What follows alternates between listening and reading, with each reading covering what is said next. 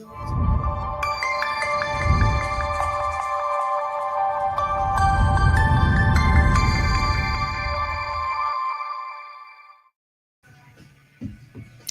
folks, it says we're live, so here we are. If you can hear me, put a comment in. Let me know sound is good, or, I say, can you see me? That's pretty bright. It snowed, so look at that.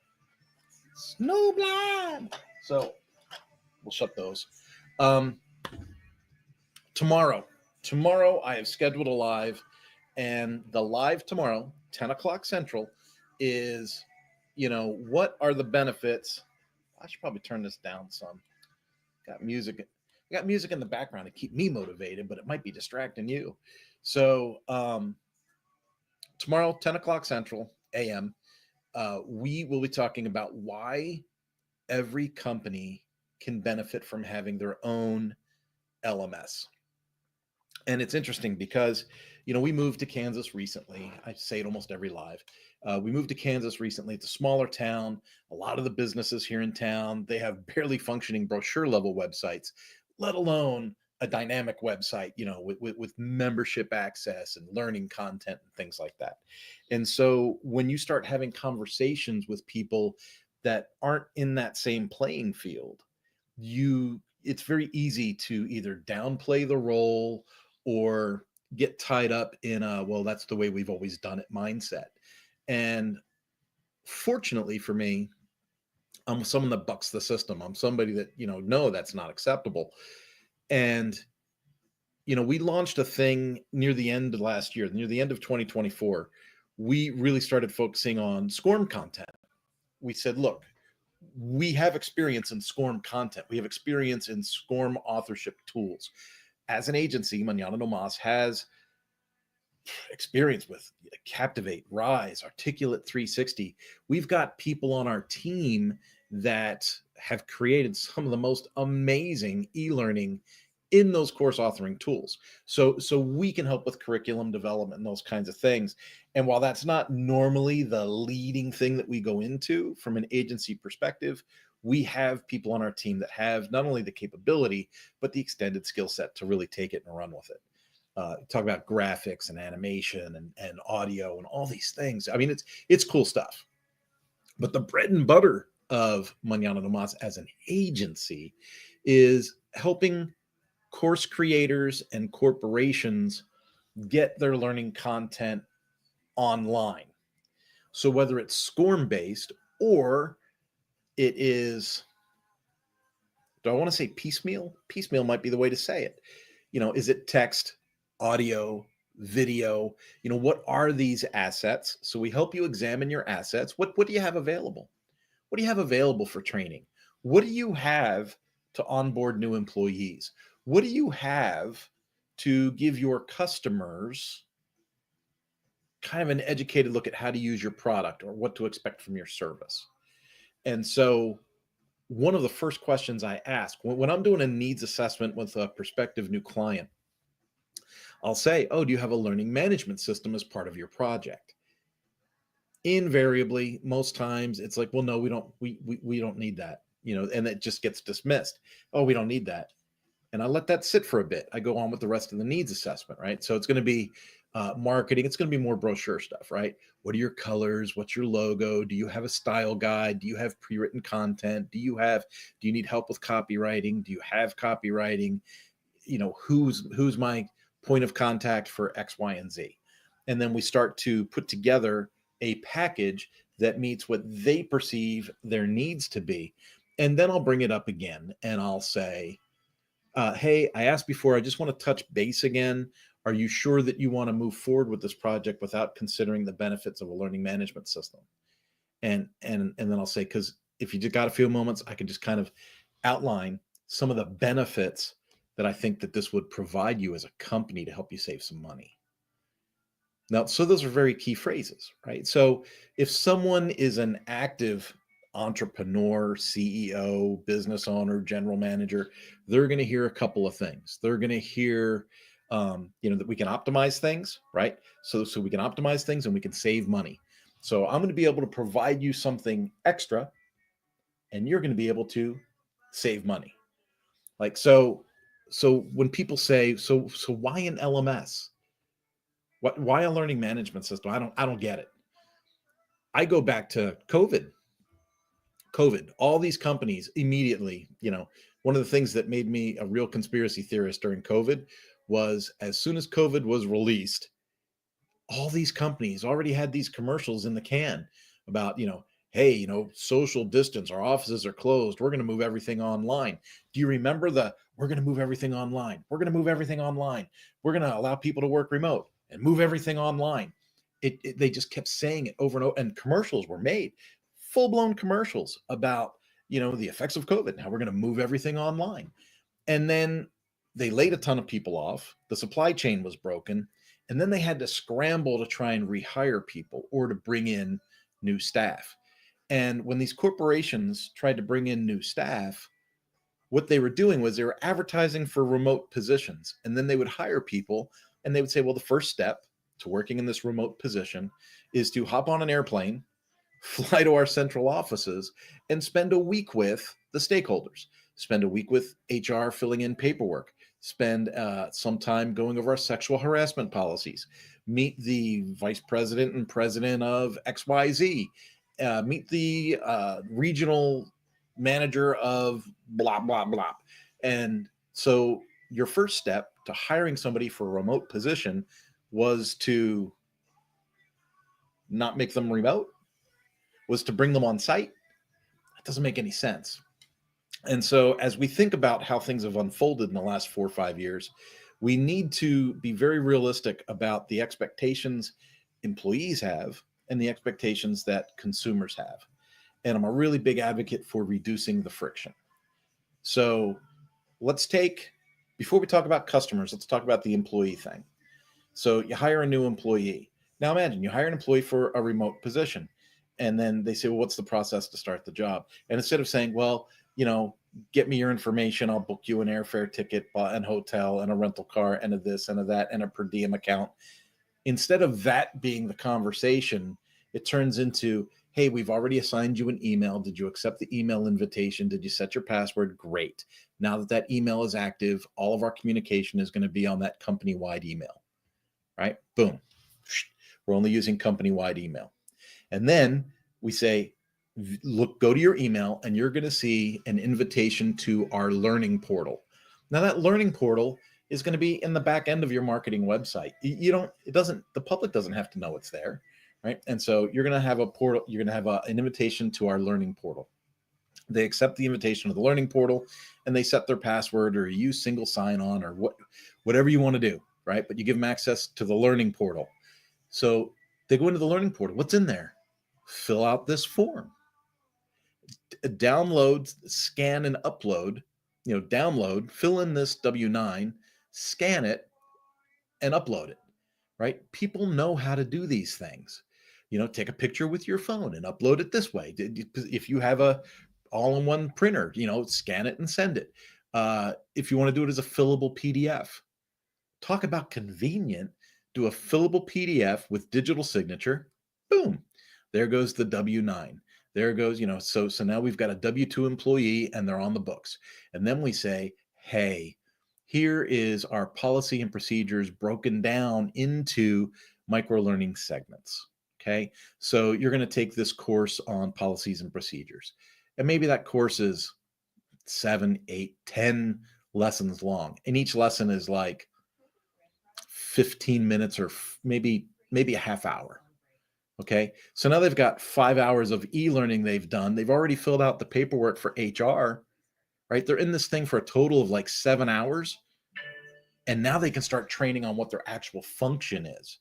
So then you assign them courses in the learning portal based on what their function is, right? So if you're going to be in customer service, this is how the call queue works. This is how the email ticket system works. This is how, and they take a course on that.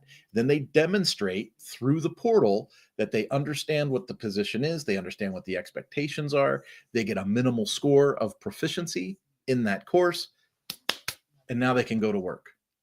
So within 2-3 days, you've got somebody that hasn't had to travel and they're ready to go to work. Whereas the old way Let me book you airfare. Let's get you to, you can start working in 2 to 3 weeks because we got to plan all this, travel. We got to make sure people are here and their schedules are clear to meet with you in person. We got to this, we got to that. We got to, make sure someone's able to train you on site. We don't need any of this. We don't know what we don't need any of this. The other side of the coin, let's get out of the employee thing. Let's talk about consumers. Somebody buys somebody buys a phone, they have it delivered, and they're old and they've always used an Android. Now they've got an iPhone. How do you use this? Well, they could look stuff up on YouTube. They could, but how would it help your company's branding if you were like, hey, we're the cell phone company for technically challenged people. Order a phone through us, and based on the model phone that you select, we're going to give you access to our online learning platform that's going to show you exactly step by step how this phone works, how to turn it on, how to activate it when you receive it, different apps that you might want to have, how to upload your contacts, how to make a phone call, how to record a phone call, how to all those things. How does your voicemail work? How do you set up your voicemail? How do you send a text message? And you build all that in. Now, from a marketing perspective, this is where learning management systems get shortchanged a lot, because a lot of people say an LMS is a liability, not an asset. A lot of companies think of it as an expense and not an investment.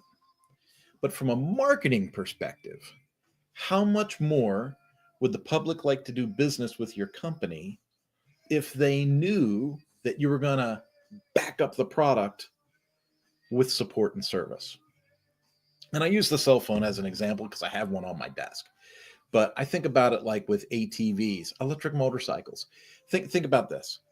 Electric vehicles are the rage. And I'm not a fan of electric vehicles, but they're the rage. So somebody buys an electric scooter.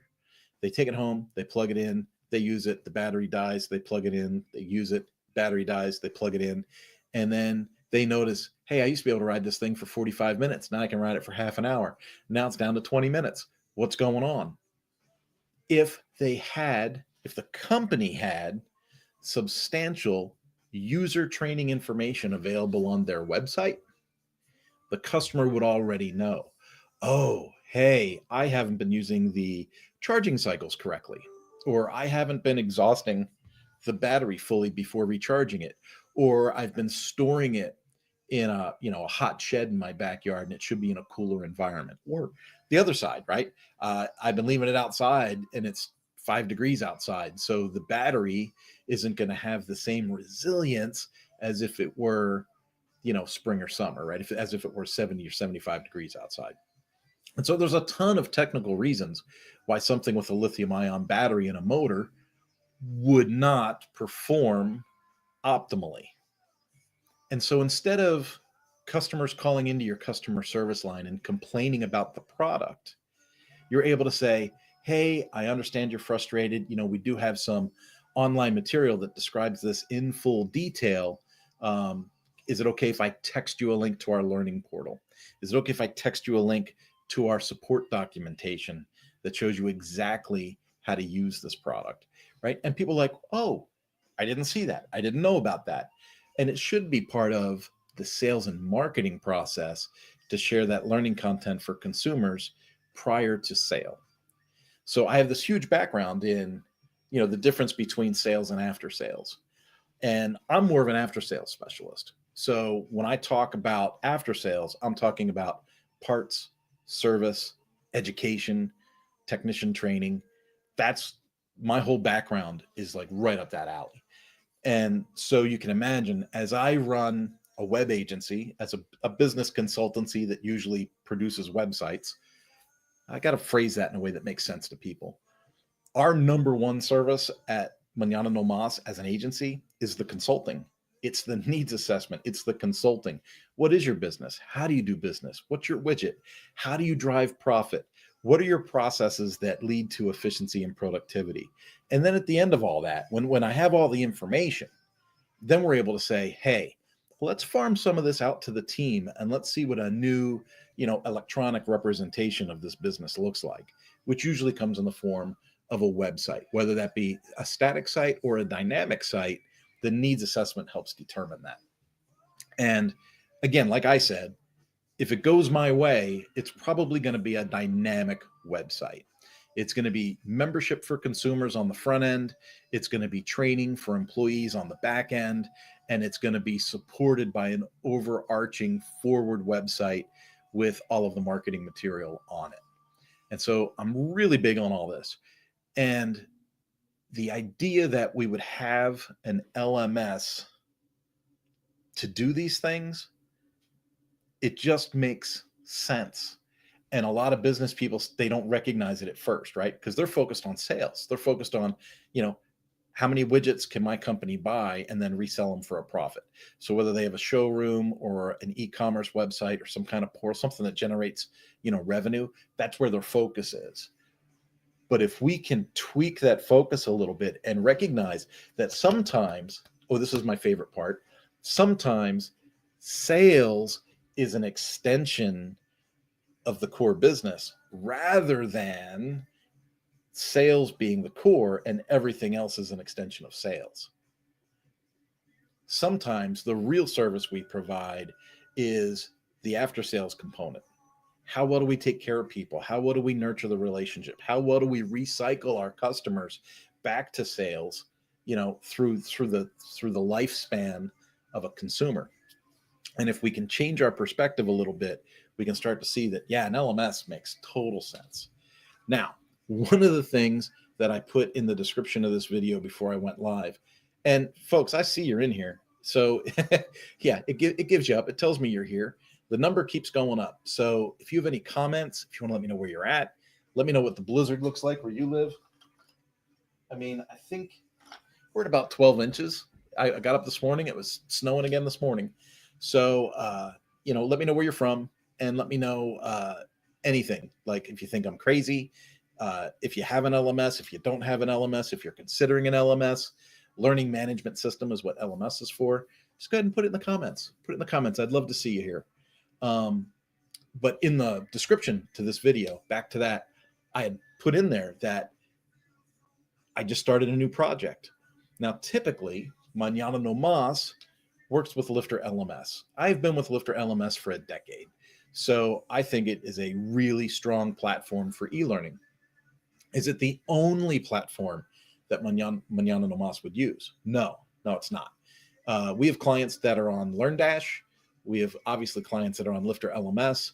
And now we have a client that is on LearnUpon. This will be a really good experiment for Mañana No Mas. And it's a pretty specific use case. So this particular client, and I almost want to call them a partner because we're doing other things together besides just this website. So I almost want to call them a business partner. But this client has a lot of SCORM material that is going to be distributed in different ways to the end user. And the amount of SCORM material and the amount of dynamic quality to the SCORM material led them to want to use LearnUpon. And I have a lot of static course material for kind of a whole vertical of training that I do with these people.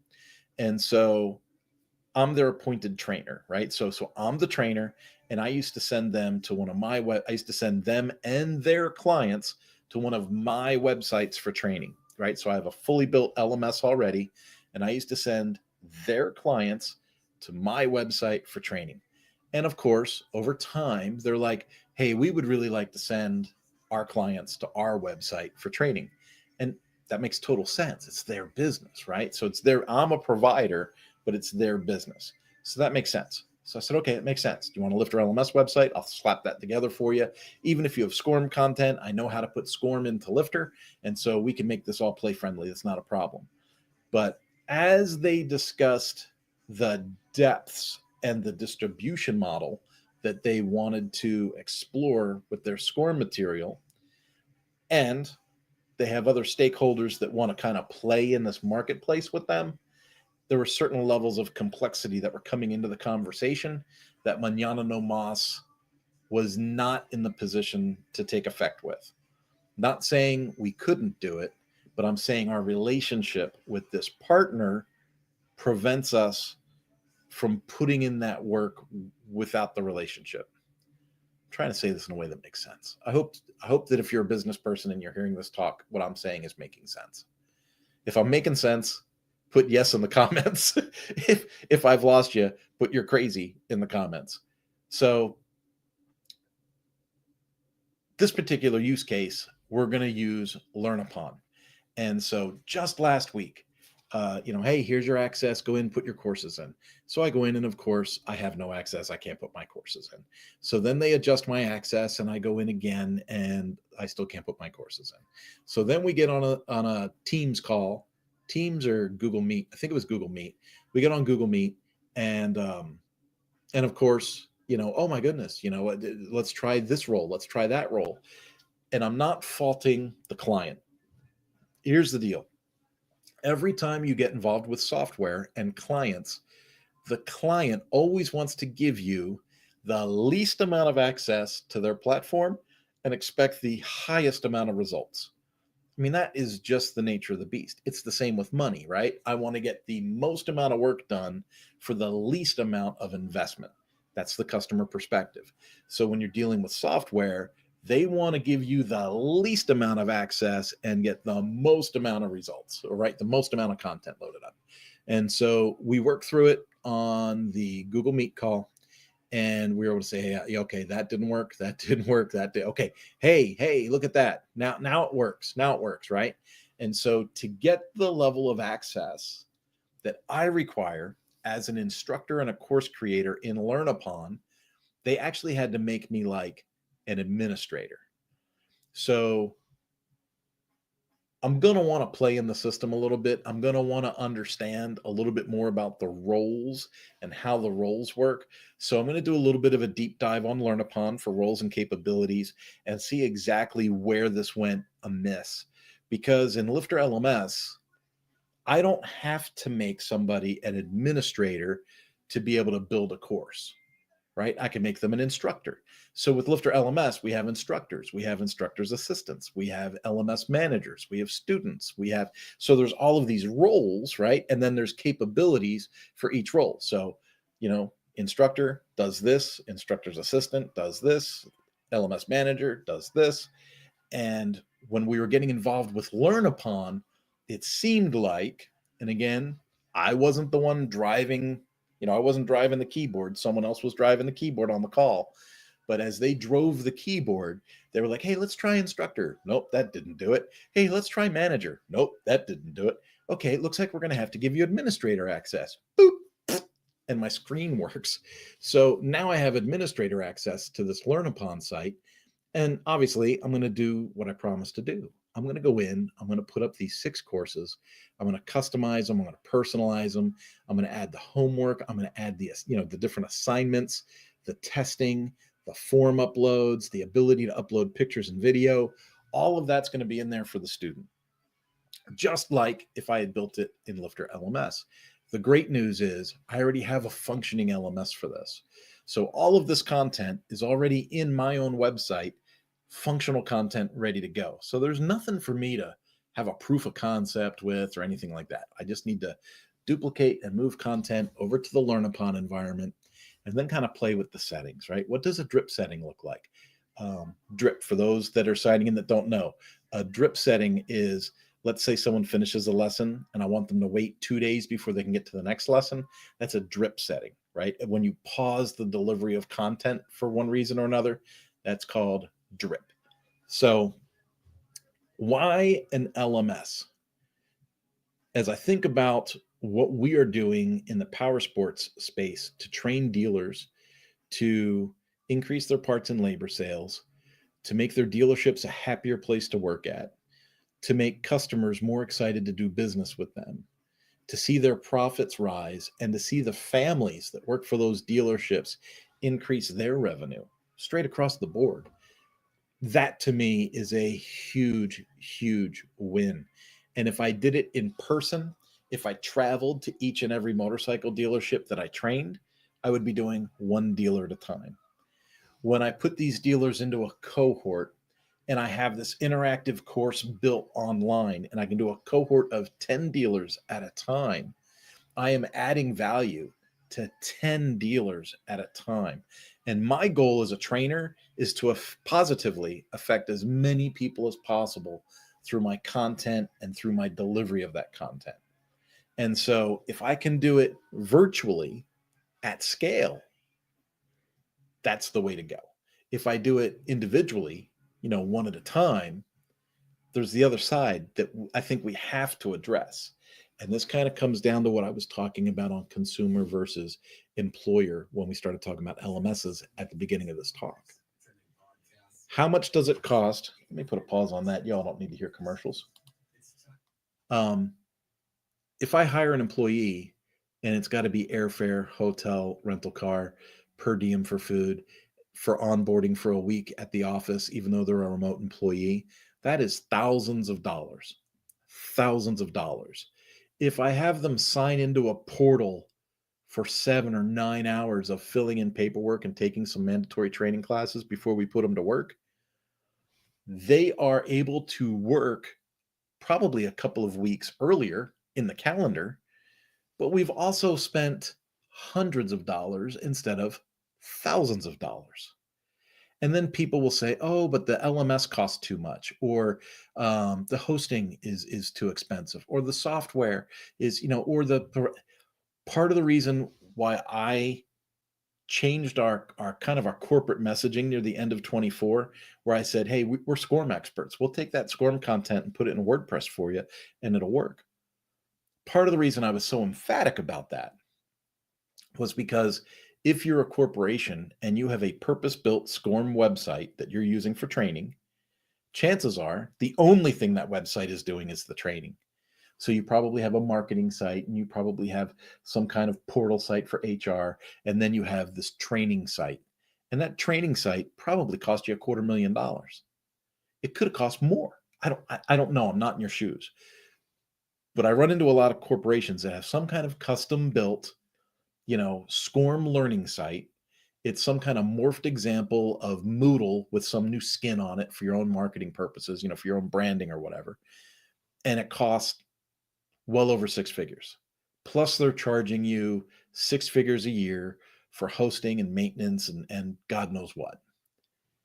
If I take that same content and I put it into Lifter LMS and I host it and I offer to provide maintenance on the hosting, we even have packages where we do user support. So we have team members at Mañana No Mas that can provide user support, like trouble logging in, trouble submitting your assignment, and we'll take care of the support for you. We have packages that cut your expenses at least in half, at least in half. And so that became a real driving factor for us as an agency. So what can we do with this? And so when dealer owners, when business owners, not just dealers, when business owners are like, "Well, we can't afford e-learning because it's not in our budget," that's a whole different conversation, because then I have to ask, what do you think that budget needs to be? If you have a corporate background and you've worked at, a major automotive distributor or a power sports distributor, or you've imported some kind of widget from China and you've distributed it, nationally, and you had to have training for it, chances are you had a purpose-built SCORM website and you paid somebody $150,000 or $200,000 to develop the site and $100,000 a year for hosting and maintenance. And I'm here to tell you, that's not the budget you need. We can get you going in WordPress on Lifter LMS. There's some third-party plugins to run that SCORM content if that's the content that you have, and we can make that stuff work. And so we can get SCORM to work. We can have the reporting sync up with Lifter LMS, and so your HR department can go right to the reporting in the website and see how the students are doing. It's amazing. So when I say why an LMS, I'm pretty firm that everybody needs an LMS. For one reason or another, you need a learning management system in your business. The other side of the coin, what kind of learning management system? Do you want a SaaS platform that you have no control over, or do you want to build something in WordPress that you have ownership of and can customize? So that takes me to, wow, I disappeared. That's unique. there was a power surge and my camera went blank. Let's see. I'll try settings, and we'll go to camera. And no, that's it. Let's try changing the definition. Well, there we go. Looks like we're back. All right. So change the definition and it worked. So do you want to own it? Do you want to rent the space? Do you want to pay someone for some kind of custom learning website that's not attached to anything else? That is not the way I recommend to go. I usually recommend, hey, if we're going to do this, let's build you a package. Let's build you a package where you could have your marketing website and your learning website and a CRM tool all work together, one platform, one login, one sign in, one reporting base, easy for HR to use, easy for your employees to use, and easy for your customers to gain access to based on the access you allow them, right? So there are access limitations that we can build into different content levels based on what you want to do. And I can tell I probably already went a little too deep for the audience here. If you want to discuss any of this further, go to manananomas.com, book a call at the top. Go ahead and book that call. We'll jump on, we'll have a conversation, and we'll figure out, hey, is Manana Nomas a good fit for you? If we're not a good fit, I'll tell you right up front, hey, I don't think we're the best fit for you, but I know this guy, that guy, the other guy that might be a better fit. And I know an awful lot of people in this space. Newsflash. So tomorrow I am doing the Y and LMS talk live, 10 o'clock a.m. That'll be live. So I'll be talking about a lot of the same things tomorrow, a little more detail. And a tour. I'm going to give people a tour of the back end of a learning management system so they understand what we're actually talking about. Like, why is this important and why is it so effective? So we'll be doing that tomorrow. I'm also going to be on the WP Tonic show tomorrow, and Mark Zemansky is going to be our guest. So I'm the co-host of the show.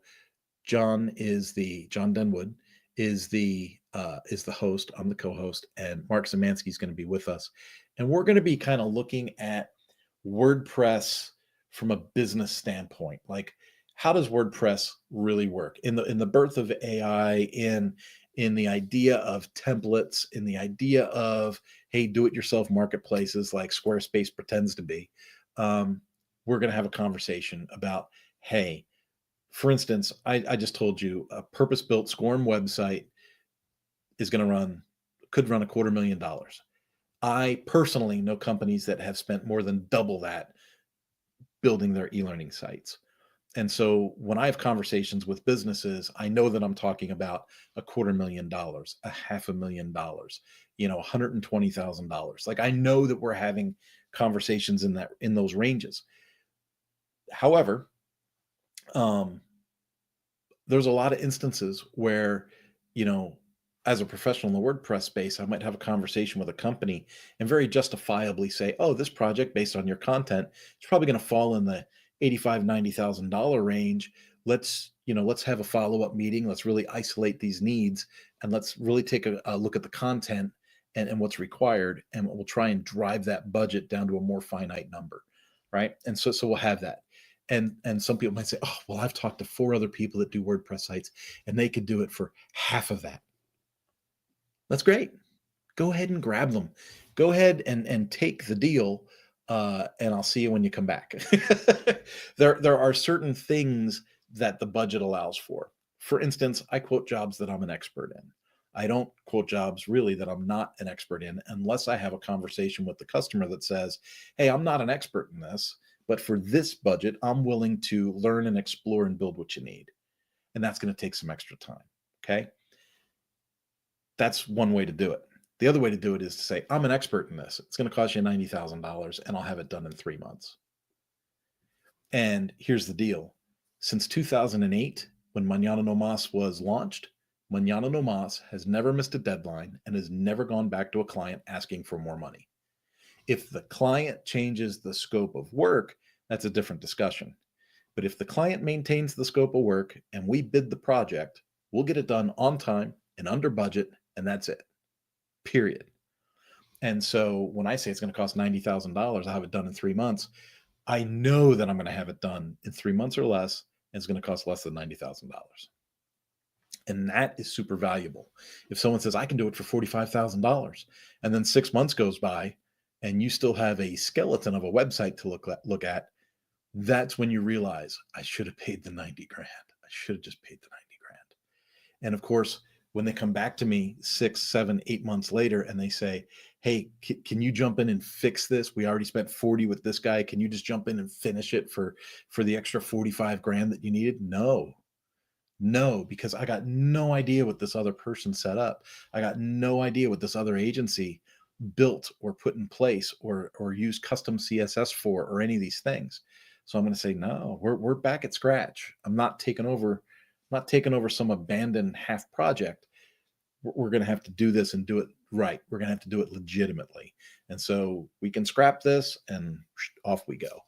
And customers usually aren't very happy with that answer.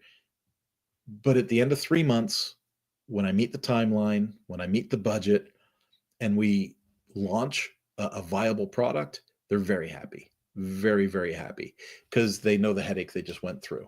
So I'm drilling too much. So here's the deal. Thanks for coming. I see folks are in here. I didn't see any comments. I'm going to click the button just to make sure I didn't miss any. If you have comments, or if you have something you want to say after you watch the replay, put it in. I'll get a notification that you had a comment, and we'll talk very, very soon. Again, if anything I said in this live has you thinking, holy crud, I need to talk to Kurt, go to mañananomas.com, mañananomas.com. It's all over the screen here, right? So go to mañananomas.com and click book a call, set up a meeting. We'll just have a quick conversation. If we're a great fit, awesome. If we're not a great fit, I can at least try and point you in the right direction. And with that, folks, I'm going to say, have a wonderful day. If you have an appetite for more of this discussion and a tour of the back end of an LMS, I will see you on tomorrow's live. That is at 10 o'clock a.m. Central Time. Have a great day. Bye-bye.